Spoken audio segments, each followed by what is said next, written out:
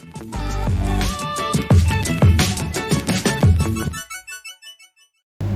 Everyone, आज मैं आपके पास ओलंपियाड को लेके कुछ व्यूज़ पुट करने आई हूँ, क्योंकि रिसेंटली काफ़ी पेरेंट्स ने मुझसे पर्सनली पूछा है कि ओलंपियाड कितना यूज़फुल है बच्चों के लिए, क्योंकि बच्चे स्कूल से अक्सर ओलंपियाड के एग्ज़ाम्स अपीयर करते हैं और डिफरेंट एज ग्रुप्स हैं।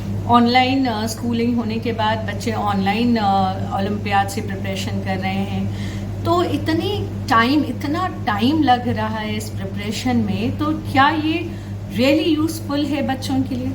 अगर है तो इसकी क्या इम्प्लीकेशंस हैं? अगर नहीं है तो फिर क्या हमें ये कराना चाहिए या नहीं कराना चाहिए? किस एज ग्रुप के बच्चों को ओलंपियाड के लिए अपेयर करना चाहिए?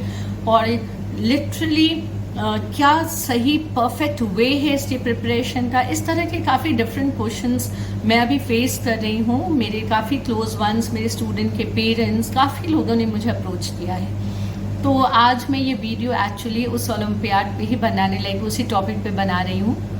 मैं आज आपको बताऊंगी कि ओलंपियाड क्या सही है हमारे बच्चों के लिए, क्या उन्हें देना चाहिए, क्या फ़ायदे हैं देने के, क्या प्रॉब्लम्स है which they are facing, what is the correct age for appearing, what is the correct way of preparation of olympiads. So सबसे पहले मैं आपको बता दूँ, see here I am having 4 books of Olympiad. This is NSO, that is National Science Olympiad. This is IGKO, that is GK, General Knowledge Olympiad. This is IEO, that is English Olympiad, and this is Maths, okay, Maths Olympiad. So I have different books of Olympiad. तो सबसे पहले मैं आपको बता दूं कि ये जो ओलंपियाड है, ओके, इसका सिलेबस, और काफ़ी ऐसे पेरेंट्स हैं जिन्होंने अभी तक अप्लाई नहीं किया है ओलंपियाड के लिए, but they are really curious to know कि क्या सब पेरेंट्स जा रहे हैं तो क्या हमें भी इससे बच्चों को प्रिपेयर कराना चाहिए। They are very curious. तो मैं आपको बता दूं कि ओलंपियाड का जो सिलेबस है, that is not exactly the curriculum which is followed in ICSE and CBSE। Okay, CBSE से मोटा मोटी ये कुछ हद तक मैच करता भी है, बट ICSE में जो चैप्टर्स आपके बच्चे पढ़ते हैं, जिस पैटर्न में पढ़ते हैं, वही टॉपिक्स थोड़ा इन डेप्थ, थोड़ा डिफरेंट वे में ओलंपियाड में होता है। तो आप ये सोच सकते हैं, इसका मतलब है कि यदि हम अपने बच्चों को अपना करिकुलम फॉलो करवाएं ICSE और CBSE और उनसे कहीं कि आप ओलंपियाड बच्चे अपेयर कर ले तो उनकी तो प्रिपरेशन हो गई। नहीं, ऐसा नहीं है। ओके, ये सबसे पहले मैं आपको बता दूं कि सबसे ज़्यादा यदि आप मैचिंग परसेंटेज देना चाहते हो तो ये CBSE से ज़्यादा मैच करता है और ICSE पैटर्न से ये बहुत कम मैच करता है। तो ICSE पेरेंट्स को मैं सबसे पहले बोलूँगी कि आपके लिए ये एक्स्ट्रा एफर्ट है जो आप अपने बच्चे को बोलो ये प्रिपेयर करने के लिए, राइट? क्योंकि आपके सिलेबस में और इनके सिलेबस में डिफरेंसेस हैं। इवन यदि आपको आपके चैप्टर्स मैच करते हुए भी मिलेंगे तो CBSE के पैटर्न का पढ़ाई इसमें ज़्यादा है rather than ICSE।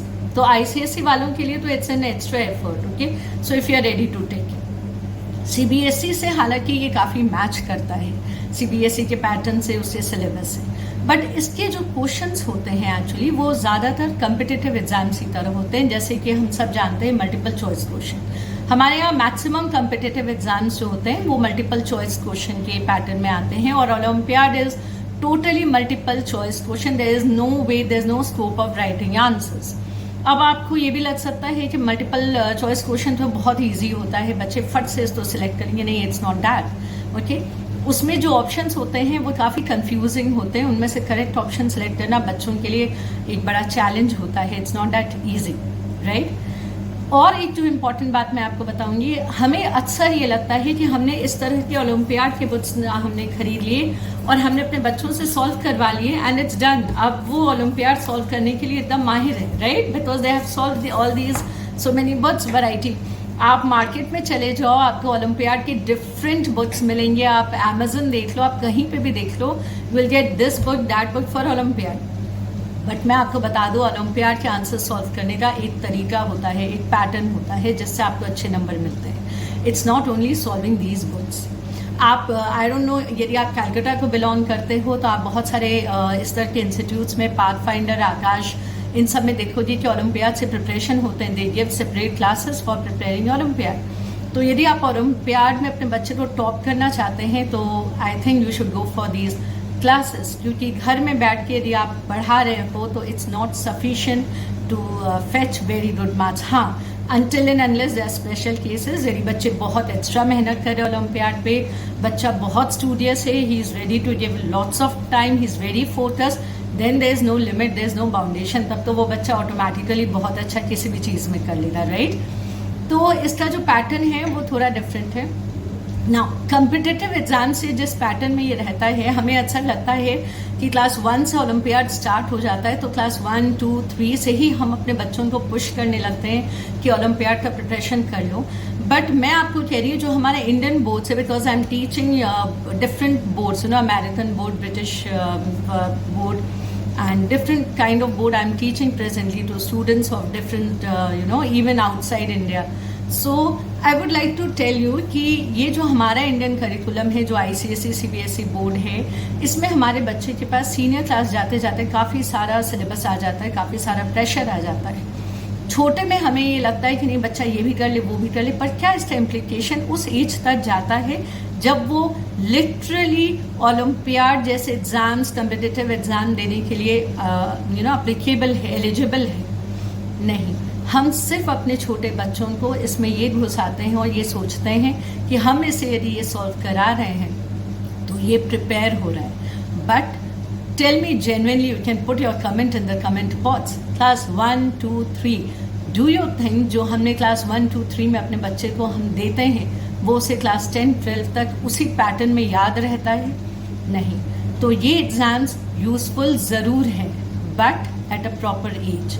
जब आपका बच्चा बड़ा हो जाए, जब वो कम्पिटिटिव एग्जाम से पैटर्न को समझने लगे, then I think it is very useful. क्योंकि मैंने अक्सर बहुत पेरेंट्स का सुना है कि उनके बच्चों ने क्लास 3, 4, 5 में गोल्ड मेडल लाया है एंड सिल्वर मेडल लाया है ओलंपियाड में, but when they come to the class 8, 9, 10 they say they are not interested now because they have already got such a high curriculum. इतना प्रेशर मिल जाता है कि वो ओलंपियाड के लिए प्रिपरेशन का टाइम नहीं पाते हैं। तो मेरे हिसाब से if you take my views, olympiads are good exams, good platform to get ready for competitive exams, but only if you are going for it at a particular age. Class 1, 2, 3 is actually एक childhood which we enjoyed, which our children should enjoy with slow learning, जो कि school हमें मुझे लगता है काफ़ी हद तक इस चीज़ के लिए प्रिपेयर करा देता है। School education is quite enough. तो ये है ऑल अबाउट ओलंपियाड्स। आप क्वेश्चन देखोगे तो you will find all objective type questions. English में यदि आप देख रहे हो, मैं आपको इंडिविजुअली सब्जेक्ट्स के बारे में बता दे रही हूँ। साइंस में ज़्यादातर जो चैप्टर्स हैं वो CBSE के चैप्टर्स हैं, ICSE के भी चैप्टर्स मिलते हैं, but in a different pattern. थोड़ा सा सिलेबस का जो करिकुलम है वो थोड़ा सा डिफर कर जाता है। इंग्लिश यदि आप बिठा रहे हो तो नाउन और वर्ब बता देने से नहीं होता है। ओलंपियाड के लिए बच्चे को इन डेप्थ नॉलेज होना चाहिए उस टॉपिक का।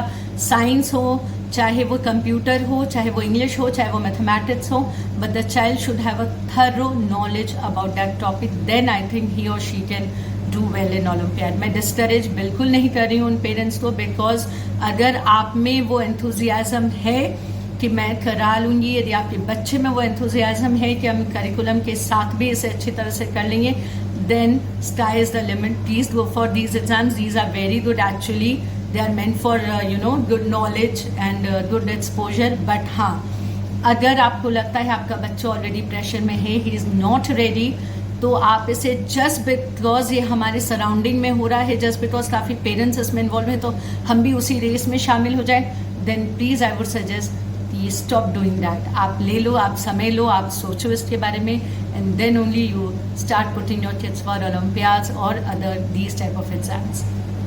I hope this video will help many of the parents, and if you like this video, do comment in the comment box. Hope you'll definitely subscribe and share this video. Thank you so much for watching.